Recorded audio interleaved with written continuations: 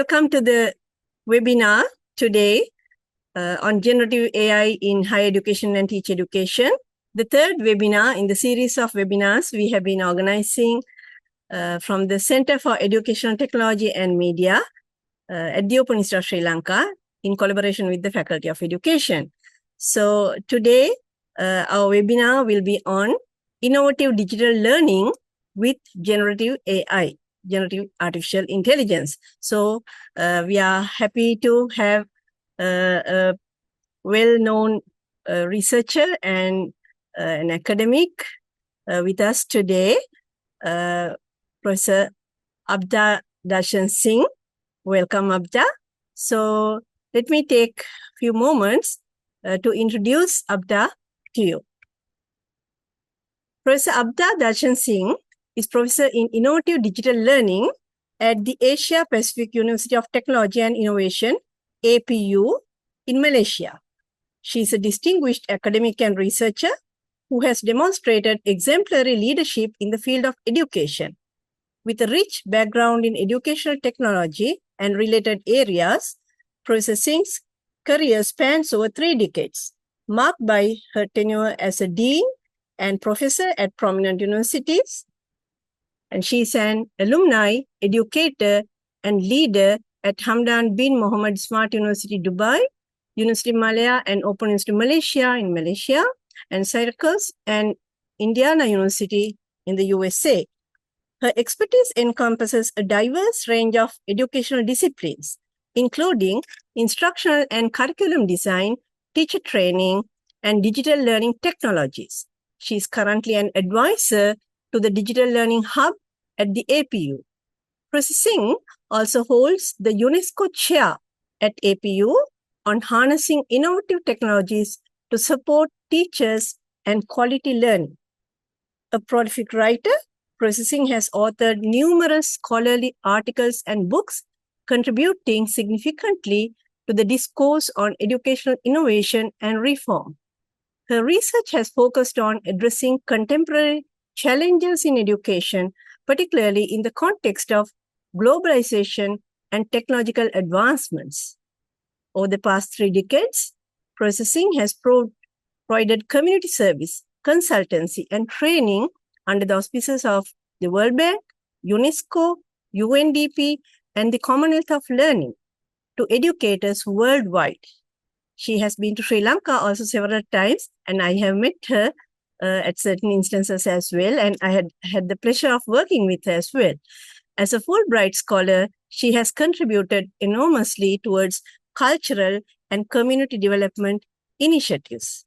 So it's my great pleasure to welcome you, Abda. Thank you very much for accepting our invitation, despite the fact you are currently in the US attending to some other work.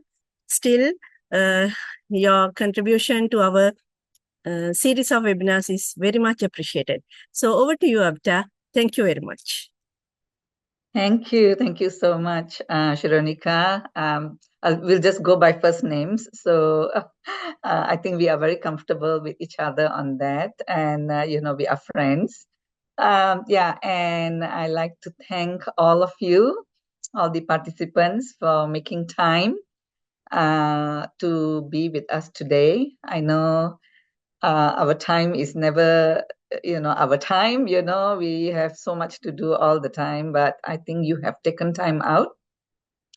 I will be sharing some of our work, what we have done with generative AI, some of the ways we have been using it to enhance teacher training. And then we'll also share some examples of, what other universities are doing. Yeah. So without further ado, I will now share my slides, and then we can take it off from there. Is that okay? So you can see I'm starting off with a picture of the Asia Pacific University. This is our campus, and we have a very vibrant campus. We have students from 130 countries already have their footprints at the Asia Pacific University. So We would like to welcome all of you if you have a chance to come and visit us as well. Yeah. So today we are going to be talking about innovative digital learning with generative AI, how we can transform education, yeah, and how we can maximize the power of artificial intelligence, generative artificial intelligence, so that we become more efficient. I think the word here is efficiency plus enhancing our creativity and critical thinking as well. So I think these are things that we might want to keep at the back of our mind. Together with me is Jonathan. You know, I would like to also share that Jonathan and we work very closely together. So at some point, maybe Mr. Jonathan will do a demo to showcase how we have been using generative AI. Yeah. So this is the guide to today's presentation. We'll start with some fundamentals of generative AI in education, and then we'll move on to the practical applications of AI in teaching and learning. And then we also share some of the challenges and best practices for AI integration.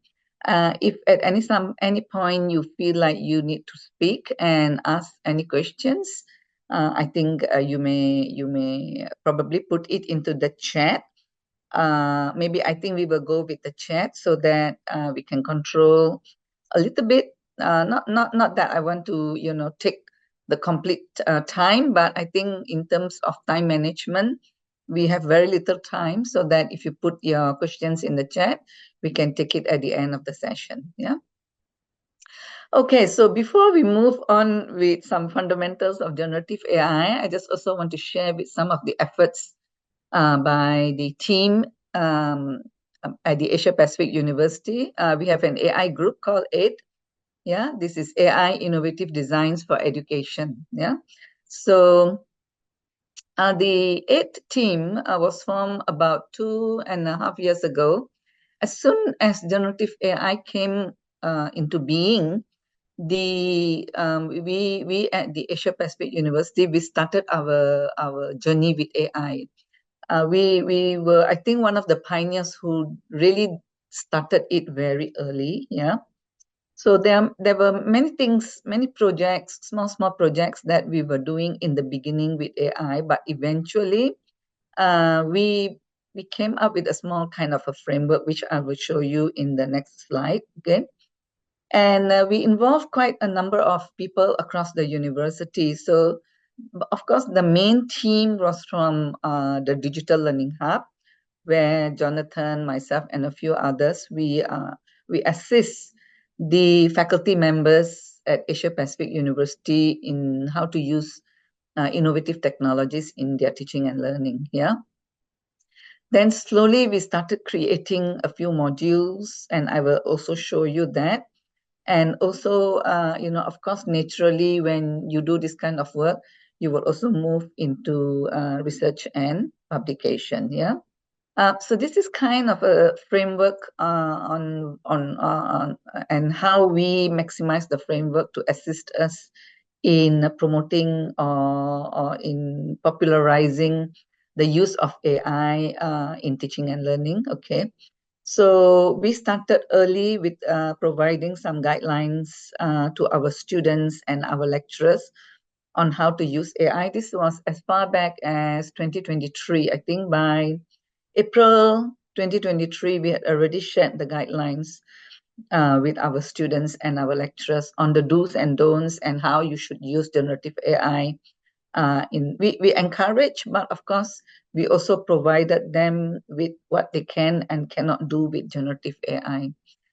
We also went on a huge advocacy, thingy with especially with the students and the academic staff at the Asia Pacific University, like having brown bag initiatives, debates, roundtable discussions, and stuff like that. Yeah. But our biggest thing that we were doing was upskilling. And we came out with about 8 modules on, and we trained many people. I'll show you the statistics in a while, okay? And apart from doing large group training, we also did a lot of personalized support and created chatbots and stuff like that. So the aid group has done quite a bit. And what is it that we have done? First of all, the list of modules for education. There are 6 modules, yeah. There are modules on research. There are 2 modules that we use for training others on how to do research. One is the AI-powered academic research, and then academic writing. And then we also do AI for learning design, AI tools for teaching and learning, AI tools for students to learn, and also AI Leap, which is one of our popular modules for administrative productivity. Yeah. Now, apart from that, we also have AI for healthcare, because one of our partners from Singapore, he's a lot into the healthcare business. So we have AI-HP and AI Go. Yeah. And with all these modules, these modules are all accessible. We have them already online in our learning management system as well. And as well, we do all kinds of training. We do completely online, we do blended, we do face-to-face training using these modules. Yeah. So to date, we have trained more than 6,500 participants across 19 countries, and where students are concerned, we have engaged at least 750 students in our brown bag events. We have published 3 books, and 4 journal articles are in press, plus we have developed 2 chatbots. Yeah. So this is the kind of work that the AID team has done. And in pictures, we'll show you some of the pictures here. So this is a quick glimpse of the participants that we were training. So this is in Malaysia, this is in Madurai, and then in Sri Lanka. And in actually Sri Lanka, we trained the most. I think we trained 500 in Sri Lanka, yeah. And then we also did a training in Ethiopia, Jammu, and Tanzania. These were all done physically. Now, online, we are currently doing with about 10 countries. Yeah, we are teaching them, we are training the TVET trainers. And we have also done with other countries in online, yeah. So the reach is far and wide in terms of, how to maximize, because a lot of people, they know about AI, but there is a way and a style of doing it that you can maximize it to assist you, especially in your research and in content development, yeah. And also we do run surveys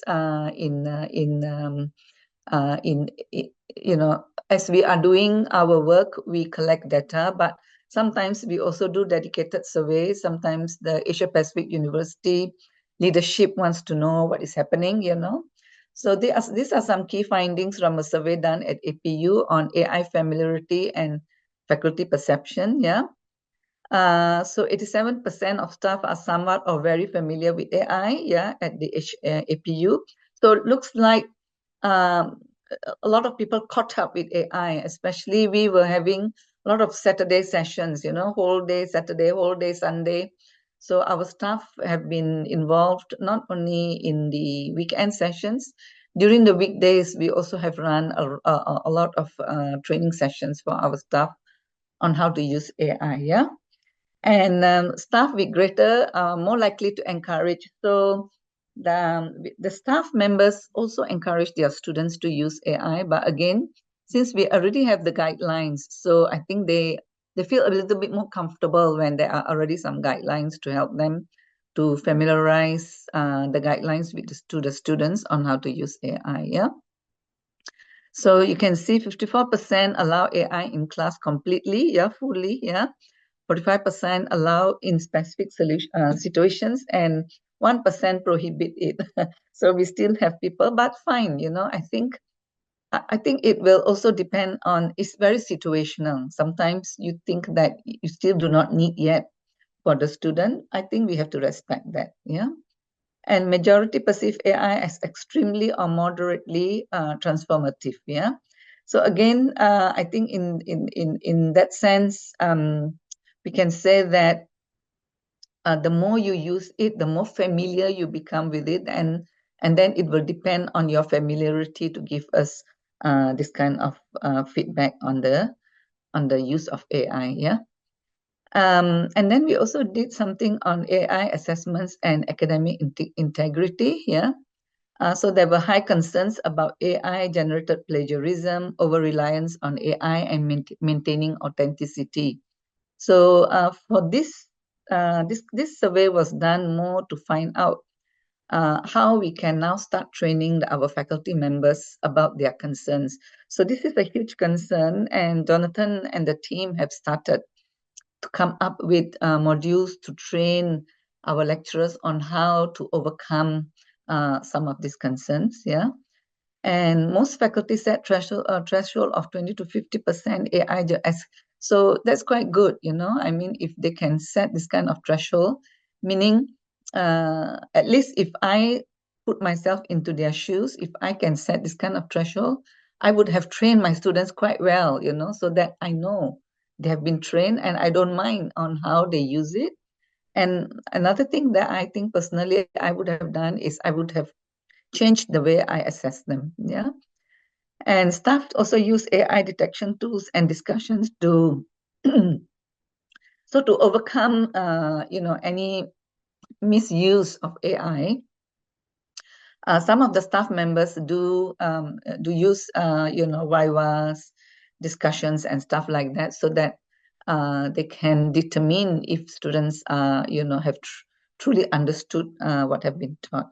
So these are some brief findings from the use of generative AI at APU. Okay, so before we move on, let's find out from all of you if you have used generative AI in your teaching and learning. So what you can do is you can take your phones, your mobile phones, and you can scan the QR code here. Or if you are unable to scan, you can just go open up your browser, go to slido.com, and then put in this number here. So have you used generative AI in your teaching and learning? You can give us your response, either yes, no, or not sure. Yeah. So if you don't mind, we will just take a short pause now so that we can see what is the extent of use of AI. Yeah. Okay, let's see if there are some more of you. Looks like, but John, I'm not sure how many that we can't see the numbers. 37 participants. Only, I mean, all these 37 have Only responded. only three have responded. The top right of the screen, 5 have responded now. Oh, top right. of the Okay, screen. let me Yeah. see. I think I'm blocking it. I'm not sure. Okay. I think the slide view is blocking it. Yeah. So about 6 Yeah. have responded so far. Oh, it's too dark for me because my lighting in my room is not that good. So okay. So how many? So I think can we have more of the part? Sorry. 6 have responded. 7 now. 8 and 89% yes. 11% no. Okay. So maybe we can, Shironika, we can probably encourage the participants to give us some feedback on the use of generative AI in teaching and learning. If we have more of them responding, then we will have a rough idea, a more representative data. Yes, I think, yeah, they are responding. It's a little bit slow, I believe. Okay. Only 12, out of 38, 12 have responded now. Okay. We've got 75% yes, 17% no, and 8% not sure. Okay. I think due to time limitations, we can take this as a little bit as a representation, you know, and say that majority have used, yeah. And then about, you can see that about 20%. And okay, that's increasing. The no is increasing. Okay, so so that there you go. I do believe that most of us are already you know, in this, you know. So for the rest of us who have not, so hopefully Jonathan will show us some magic today that will encourage you to jump in to the AI bandwagon. And if you need more, then maybe we can do some online training for you, all of you as well. Those who would like to, you know, participate in our modules that we have. Yeah. That would be great. Yeah. Yeah, we can talk about that because I mean this is an ongoing effort for under the UNESCO chair, and we are more than glad to do the training. You know, in whichever way you feel is the best. You know, we're more than glad to do that. Yeah. Thank you. Yeah. Okay, so let's move on. I think this have given us some indication. So I think even at APU, we can probably we you know, with not all our lecturers are already using AI, so we still have, I think, a certain percentage that are still out there who are still probably struggling. You know, sometimes they are new to the university.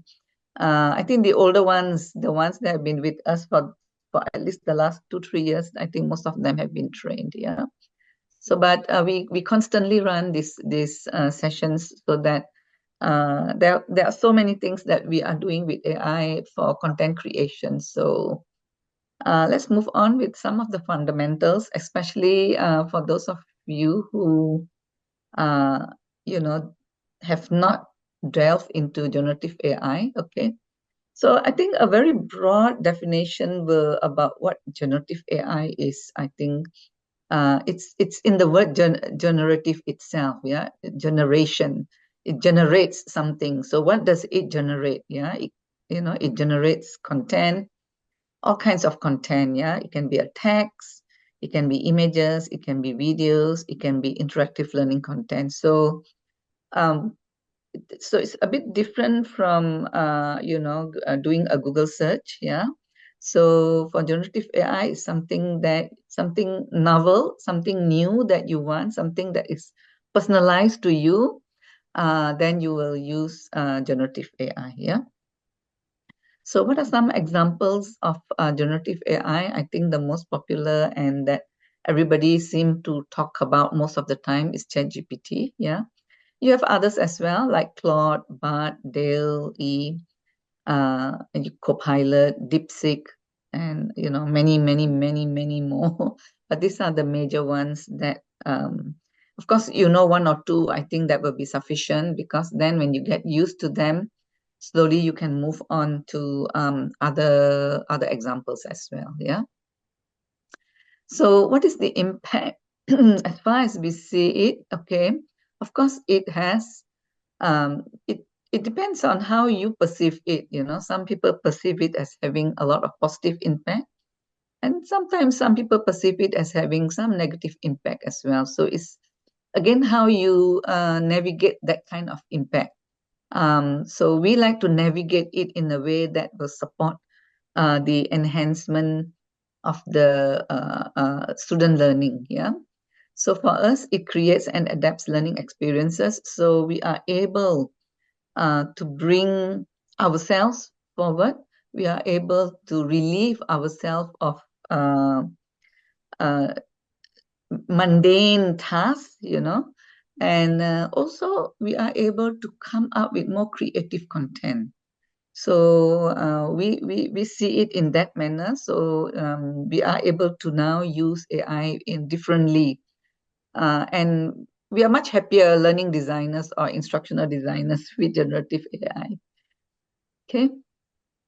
Now, why does AI matter in education? Yeah, for one, I think we now can make AI content very personalized. and adapted to our students, you know. We can also customize the content to our needs. Like previously, I think a lot of us use content from YouTube. If we wanted videos, we use the content from YouTube. But for now, we create our own videos using AI. Yeah. So, and the more you create, the faster you get to create the videos that are more customized to yourself, to your students. Yeah. And then again, you know, the video can be varied and the content can be varied. Again, you can also determine the difficulty level of the content, how extensive you want it, you know, how little you want it. You can use the generative AI tools to help you to do that. Yeah. Now, secondly, in terms of creativity, you are now able to create different kinds of content using the generative AI. Yeah. Um, uh, our team uses generative AI mainly actually to create, to come up with creative ways of presenting the content. It's also, apart from that, we create our own multimedia, you know, either we are creating videos or we are creating interactive content. So we are able to do that, especially the gamified lessons. Okay, you can create that and can also come up with case studies, you know. So it's really very interesting how when you use the generative AI, you are able to come up with different kind of content suited to your needs. Yeah. Naturally, AI, generative AI is helping us to be more efficient. That's something that we cannot deny at all. Yeah. In so many ways. Yeah. I think speaking is different from showing. So we'll in a while, I hope we can do that. We can show to you some of these practical applications of AI. Yeah. So the first thing that we will do is the lesson planning and content creation. How can you create a lesson using generative AI? Yeah. So I think maybe this is a good time for Jonathan to showcase to us how we will just use this. Yeah, we'll just use generate UDL aligned lesson plan on climate change, so that all of us, I hope you all know what is UDL. UDL is Universal Design for Learning. Yeah. How you create a lesson plan on climate change. Yeah. Using Universal Design for Learning principles. Yeah. And then onto the quizzes as well as the rubric. John, will you be able to take it off? Can, Prof. Okay. Good morning, all of you. Sorry, I wrote a prompt because I don't want to waste time in the chat. Just I'm going to share my screen So I stop, yeah? and take. Okay, Prof. It will still go there. So while John is doing that, I just introduce him.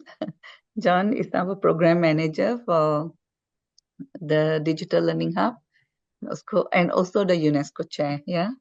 So, okay, John, over to you. Yeah. So good morning again. Thank you, Prof. I know Prof mentioned just now that the demo is on climate change, but when I was just quickly preparing a demo, I actually used a teacher teaching the Sinhalese language. So I thought that Oh, would be a wow. bit more Why appropriate. not? And that would be Okay. a bit more. So I'm just going to paste it here so I don't want to waste time typing. Yeah. So if you just focus on the prompt a little bit, it says act as an experienced Sinhala language teacher and an instructional design expert. This is important because you want to give context to the to the AI. Yeah. The AI is a master of all kinds of knowledge. It knows everything from everything. So we give it context so it focuses its knowledge here. And then you give it your request. I am a language teacher teaching the Sinhala language. Design a lesson plan to introduce non-native speakers to the language. Key here is introduce. The class is made up of learners of different learning styles and capabilities. They are between 18 to 27 years of age. Design the lesson plan using UDL principles to meet the needs of these diverse learners. Make the lesson plan interactive and engaging with clear examples and practice exercises to help the learner. So you, at this point, you can actually give it as much clarity and information that you need.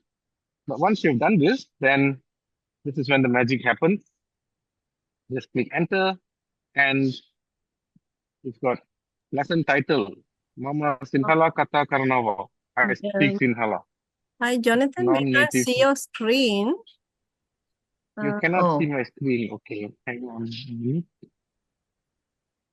It says it says sharing, but I let can me see read it. it, but I'm not sure.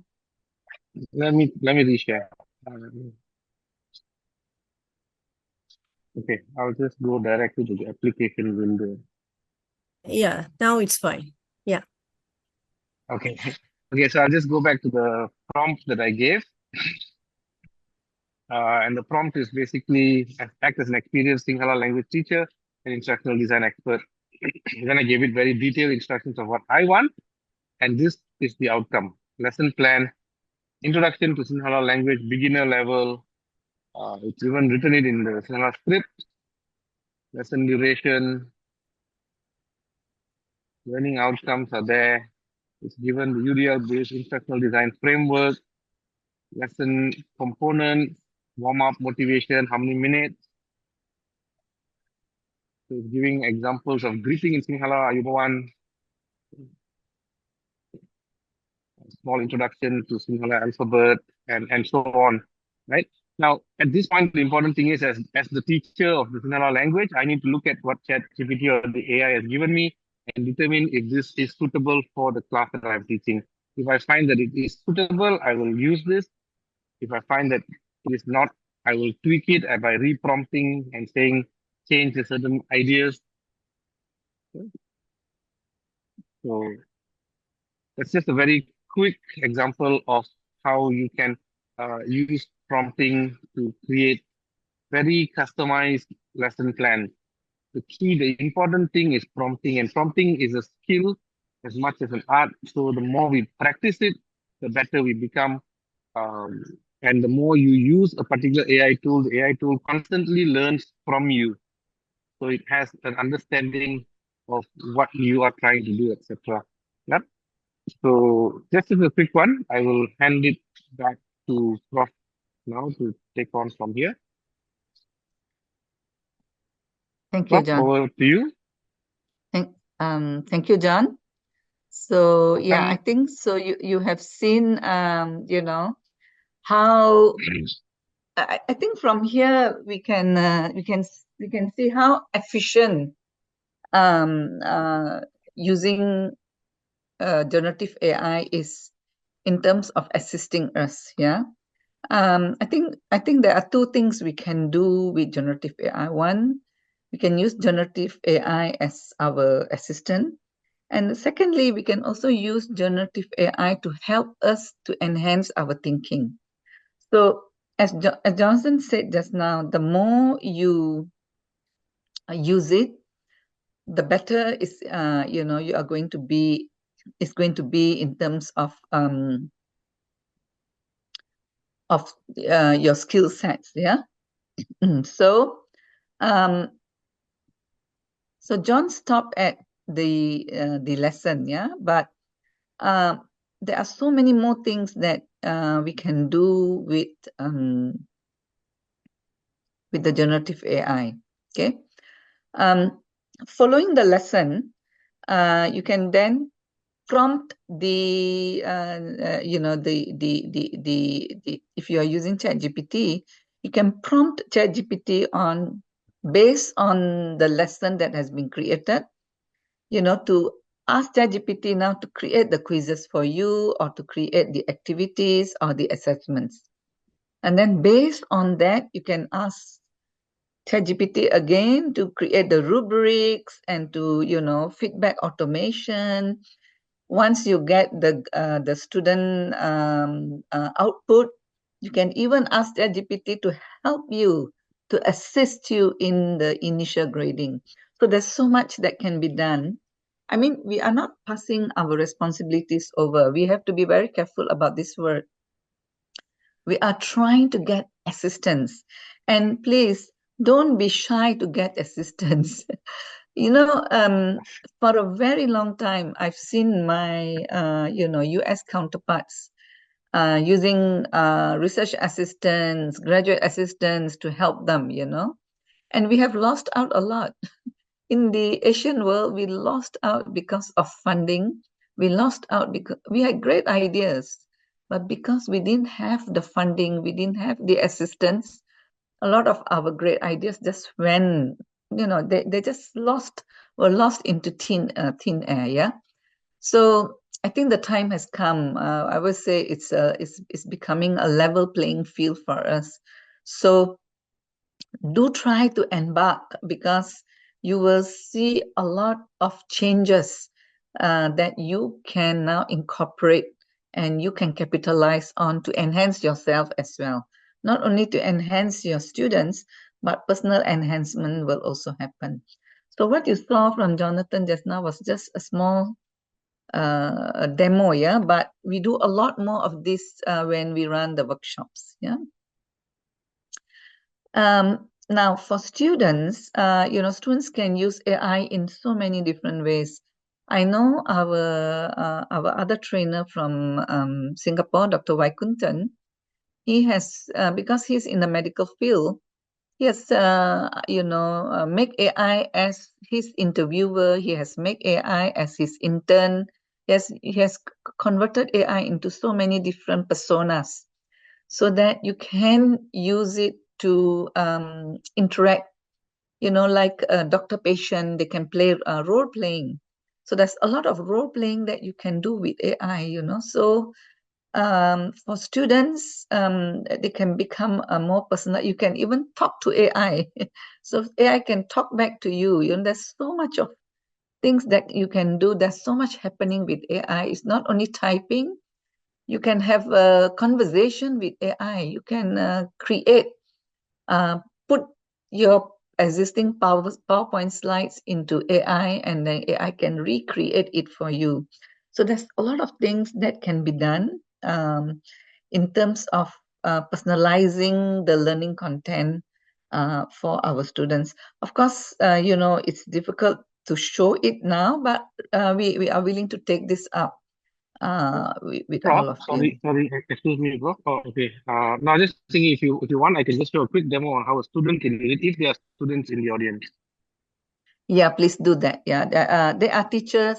They are mainly teachers, but they are student teachers. Okay. So Okay. I'm sure that I will very that quick. will be help. Yeah. Okay, take it off. Thanks. Yeah, I'll just share very quickly again. I'm going to share my screen again, going back to the chat GPT. I'm going to open up a new chat. Now, the scenario I'm creating here is I'm a student now, and I want to learn the Sinhala language.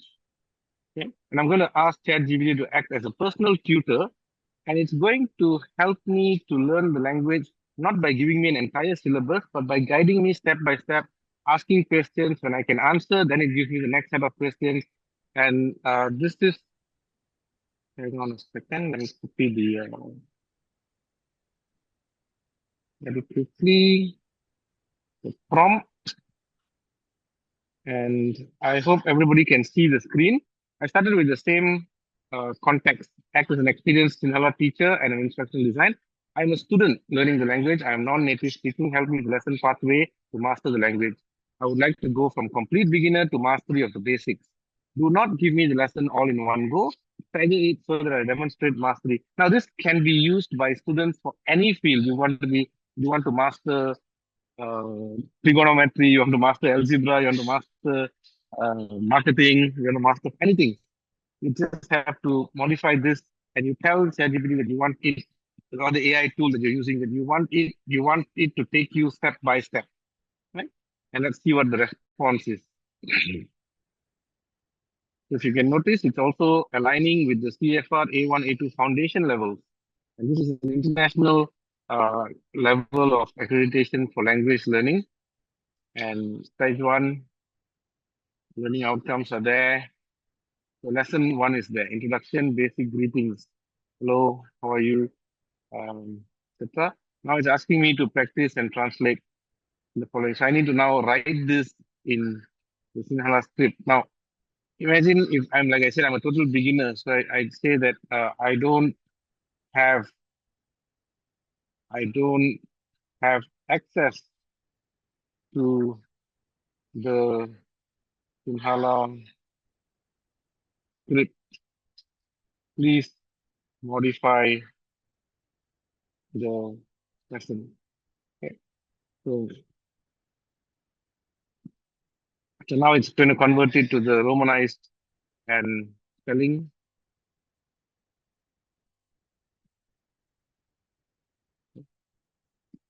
It's repeating. So it's now taking me through the lesson very basically, and then it's going to ask me some question. How would you say? And now it's my turn. How I answer this will determine whether the AI takes me to the next level or it tells me, look, you're not good enough. Let's do this a little bit more. Right? So I'll stop here, Prof. I'll hand it back to you. But just an example of how a student can use this to help as a personalized tutor in any subject that you're teaching, you're trying to master and learn. OpenAI invited myself and my son Imran here to try out some of their new technology. And so we're curious about how good it might be at tutoring someone in math on Khan Academy. So let's get it started. It's loading up. All right, make sure it can see our screen. Actually, in this format, hello there. I'm here with my son, and I'd love you to tutor him on this math problem, but don't give him the answer. You can ask questions and nudge him in the right direction, but I really want to make sure he understands it himself. And he's here in the room, so you can talk to him directly. Of course, I'd be happy to help. Let's look at the problem together. Can you first identify which sides of the triangle are the opposite, adjacent, and hypotenuse relative to angle alpha? All right, so I'm pretty sure this is the angle alpha right here, right? Perfect. That's correct. Now, looking at the triangle, which side do you think is the hypotenuse? Remember the hypotenuse? I'm not totally sure. I think it might be this one, but I really am not sure. This side AC. You're close. Actually, side AC is called the adjacent side to the angle alpha. The hypotenuse is the longest side of a right triangle and is directly opposite the right angle. Can you find which one is the hypotenuse? Oh, okay, I see. So I think the hypotenuse is this really long side from A to B. Would that be correct? Exactly. Well done. Now that you've identified the hypotenuse, can you identify which side is the opposite side to angle alpha? Okay, well, I mean, you told me earlier that this was the adjacent side, and I know that's the hypotenuse, so I'm guessing that this side, BC, is the opposite side. Great deduction. That's absolutely correct. Now that you've identified all the sides relative to angle alpha, do you remember the formula for finding the sine of an angle in a right triangle? Yeah, I know that the sine is equal to the opposite over the hypotenuse. Perfect. That's absolutely right. Now, can you apply that formula to find sine alpha in the triangle using the lengths of the sides that we've identified? Okay, so, I mean, you told me that 7, this side BC, is the opposite side. And then you said that the hypotenuse is the longest side, so that would be this side AB, which is 25. So would the answer be 7 over 25? Excellent work. That's correct. Sine alpha equals 7 over 25. You did a great job identifying the sides and using the sine formula. If you have any more questions, feel free to ask. Okay, I will stop sharing now. What you can continue. Okay, John, thank you so much for that. No Okay, problem. I will take it off from here again. I think we just have a few more. Yeah. Okay. So let's move on. This is the part that is always an issue. It's the most it's the part that is always on people's minds. What are the challenges and best practices for AI integration? Okay. I think some of the challenges are mainly related to ethical use of AI. Okay, so go back.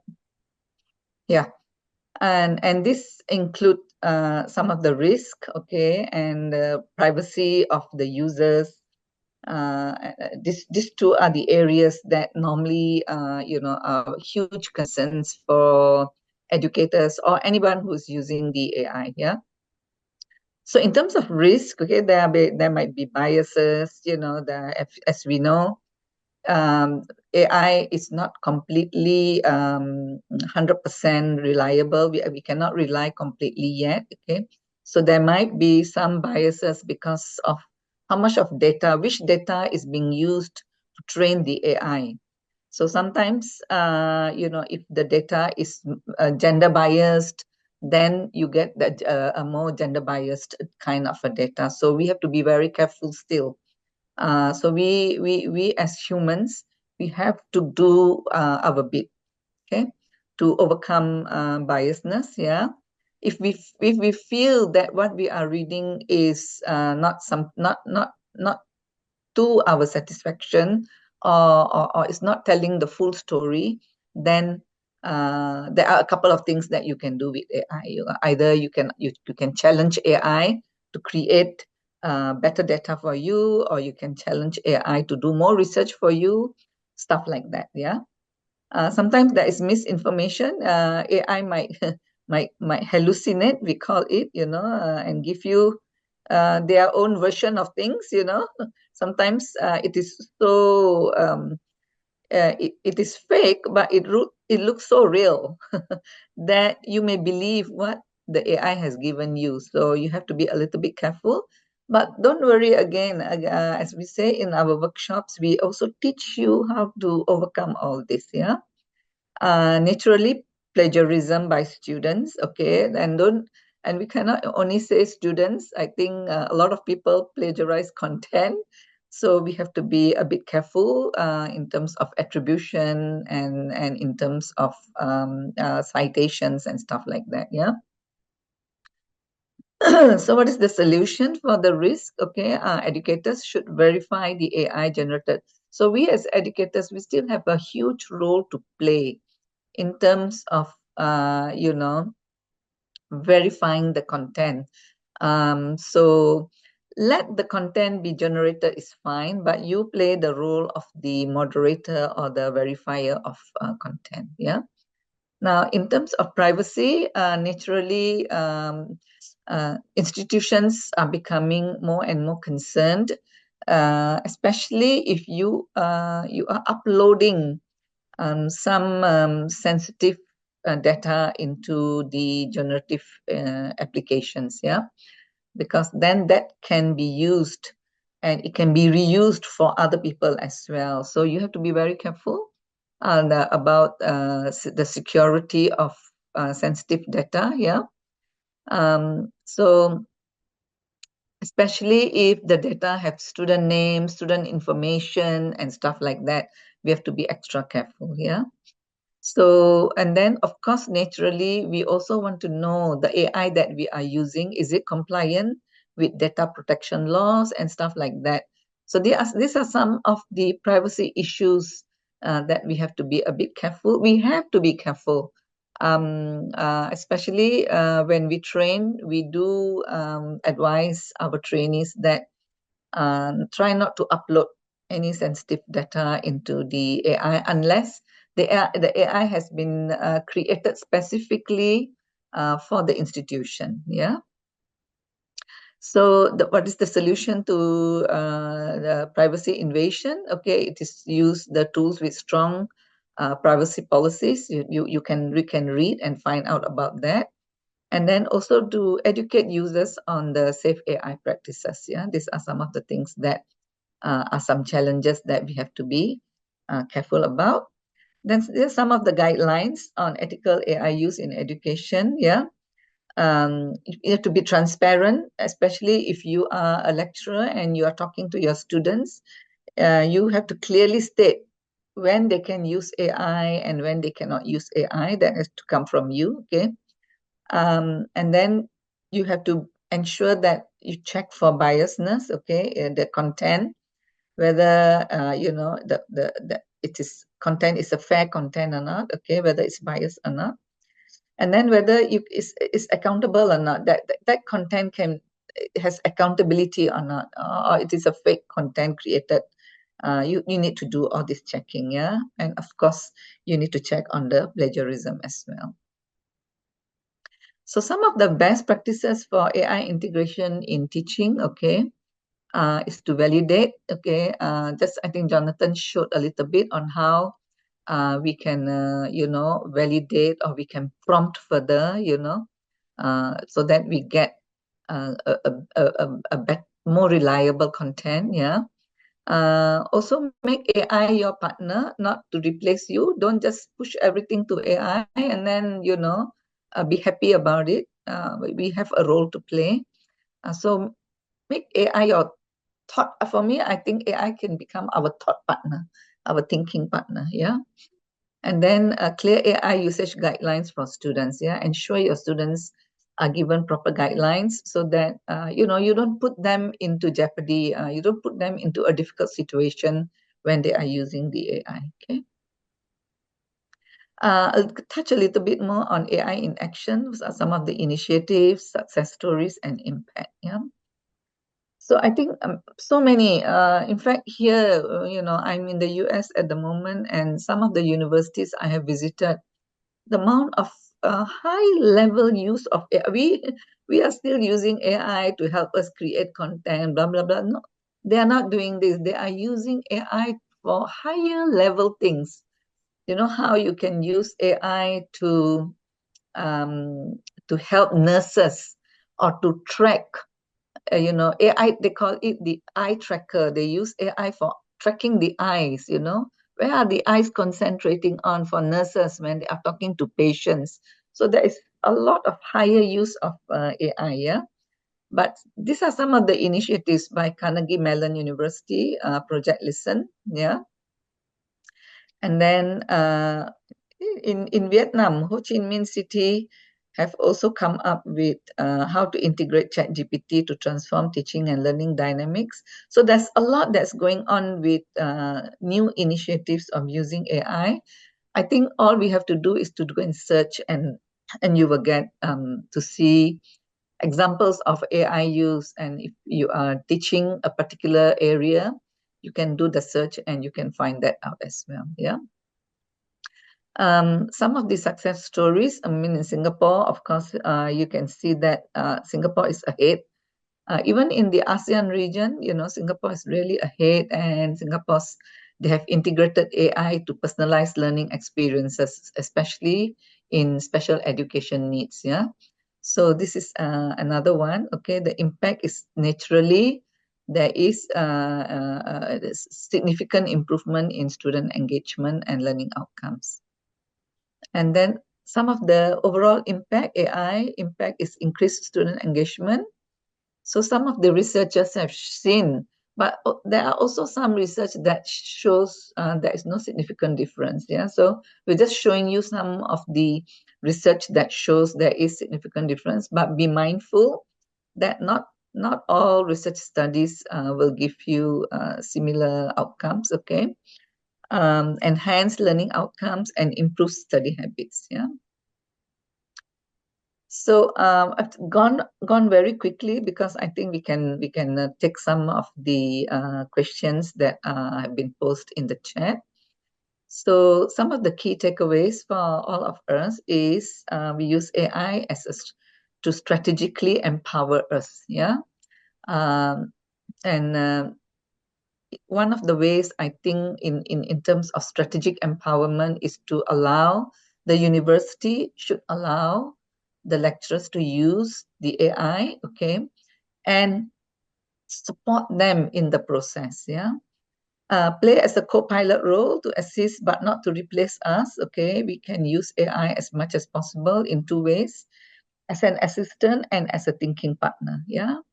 And responsible use is important to ensure that we take care of the risk factors when AI is concerned. Okay, so some of the things for you as educators or future educators, okay, try to experiment with AI in your lesson creation. You can do so many things. Can I ask AI to write you a song, write you a poem, write you a story, write you a case study? You can use this. It is unique to you. Nobody will have the same one like what you have. Your prompt is very unique to you. Yeah. So you can also do joint initiatives. Can create OUSL, digital learning community where people can help each other, support each other, and also explore different resources. You can create your own resources, and you can now start a new channel. AI generated content can be shared. So these are some of the examples that we can share with all of you. Okay, let's go to the questions. Yeah. And if you have any further information that you need and all that, our emails are there from me and from Jonathan. Okay. Thank you so much. Yeah. Over to you. I will stop share here, and I have shared the set of slides with you, so you can share with the participants as well. Yeah. Right. Okay. So thank you so much, Avta. That has been, and Jonathan as well, very informative and interesting. We have few questions in the chat box. If we take one by one. So the first one is how to minimize the digital divide and ethical use of AI in education. The digital divide. I think this this question a very difficult one.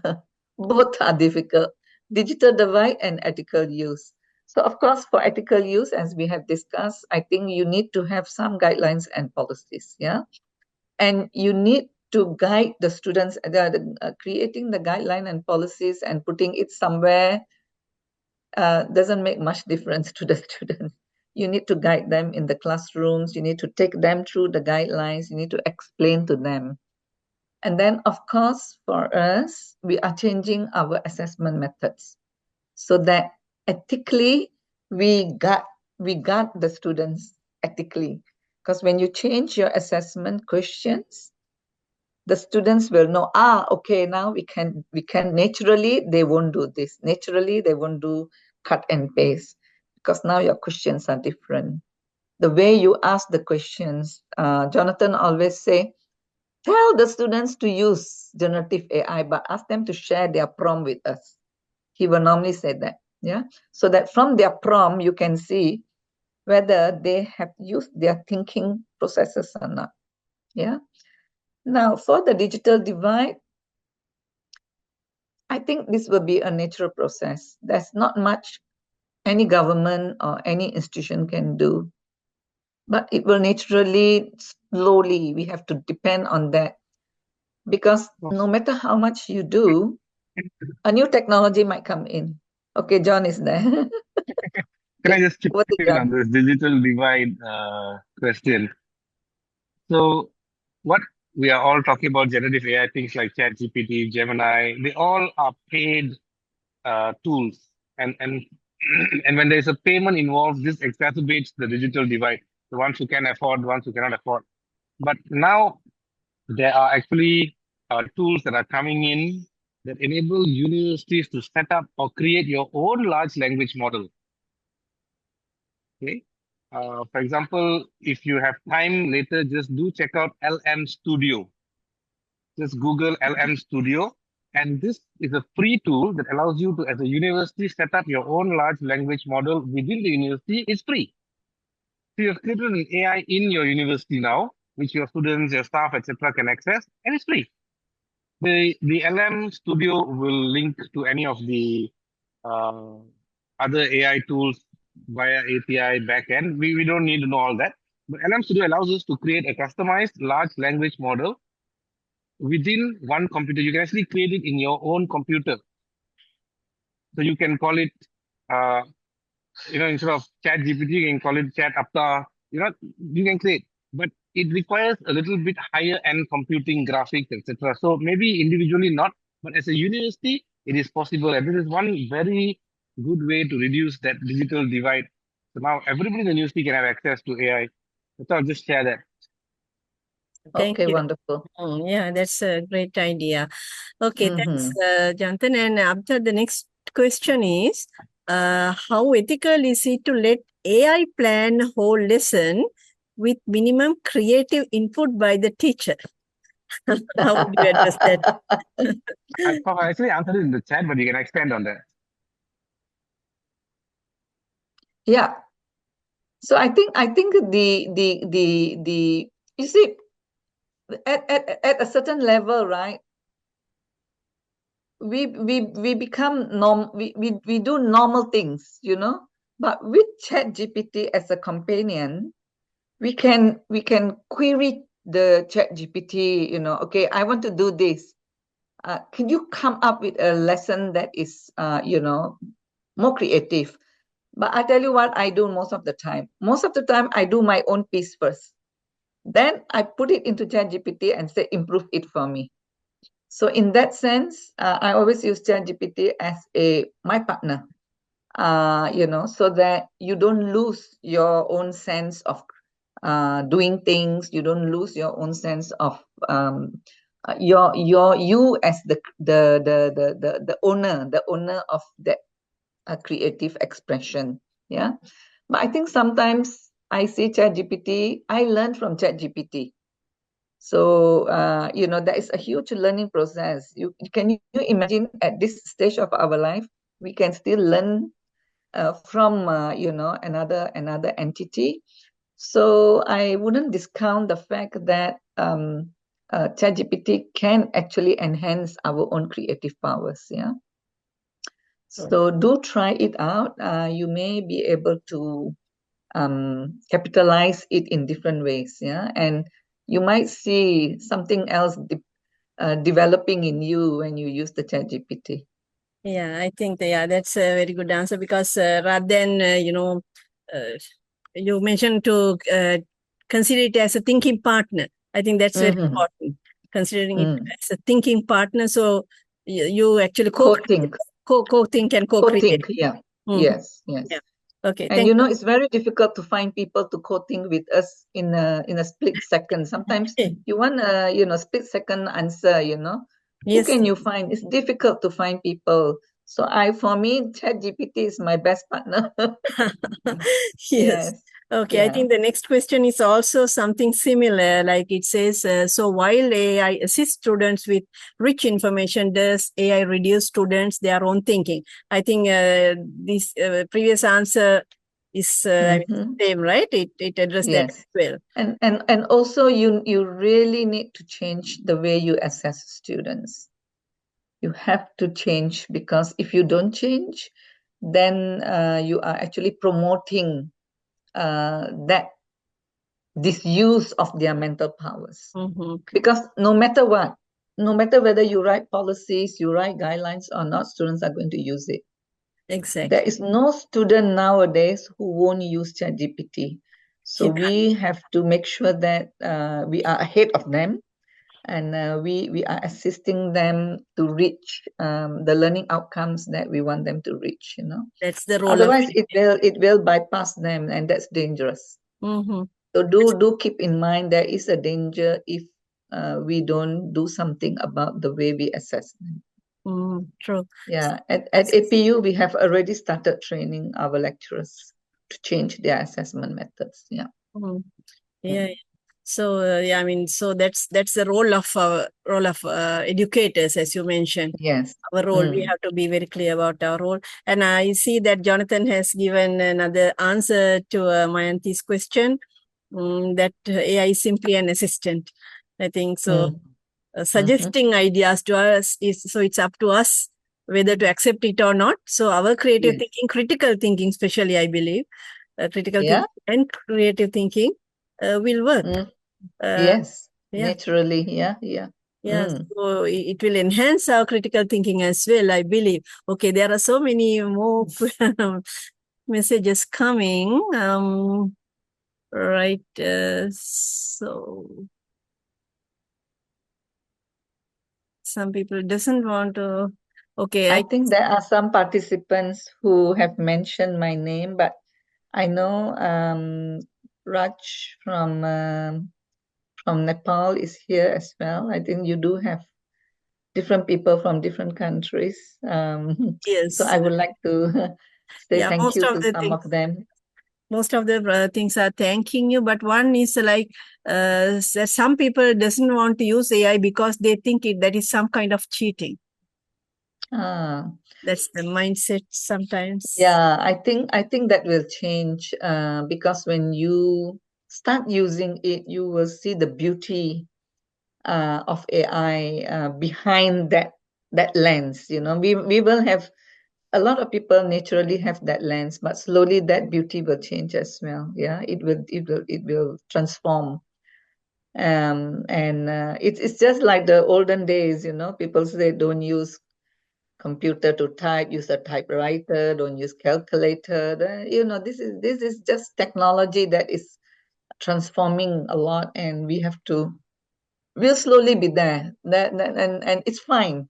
Yeah. If you still feel not comfortable, it's fine. You know, that's not something that we can push, but you can encourage to start slowly, to see, you know, in areas that you think that can, you know, sometimes we are just doing repetitive things, you know, and sometimes it takes up too much time. And nowadays we don't have assistants anymore. We don't have human assistants, like, you know, we don't have personal assistants. We don't have secretaries. At APU, everybody is doing their own job alone. There are no others around us. So I think for us, this is a great tool, you know? Yeah.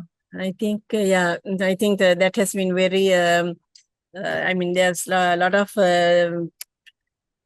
thoughts that, I mean, a lot of things that we can do. I think you explained quite a lot, mainly about how to meaningfully and responsibly use the artificial intelligence. I think that's very important. Not just to use it as a tool, but to think about it as a very, well, there are some risks as well. So we have to be very careful, mindful, mindful and careful about. So but that's once we are mindful. That's why the training is important. I believe that's what you are doing. Oh, yes. So hopefully we might get an opportunity to get some training sessions. Yes. Hopefully we'll do. We will be glad to share. And you know, Dr. Vaikuntan, he comes to Sri Lanka quite often. Actually, he's Sri Lankan born. Actually, he's born in Sri Lanka. All right. I think his mom is Sri Lankan. So he travels there quite a bit. He's from Singapore, Dr. Vaikuntan, and he's a great trainer for this AI. Yeah. So if there is any request, I'm sure he will be more than willing to come and train. Yeah. Great. Thank you. Yeah. Okay. So I think we have spent more than the allocated time. I know it's very late night for you after. So it's okay. Don't worry. So I would like to take this opportunity to thank Professor Abda Kaur Darshan Singh for very kindly accepting our invitation and joining us today and sharing with us this very informative and insightful presentation. And thank you, Jonathan, as well, even though he has left. Yes, he has left, yeah. Yeah, but I think you showed us some very good examples. I'm sure there are many more, but within the limited time, I'm sure now our educators, we have our own staff members, our student teachers as well in the audience, I believe.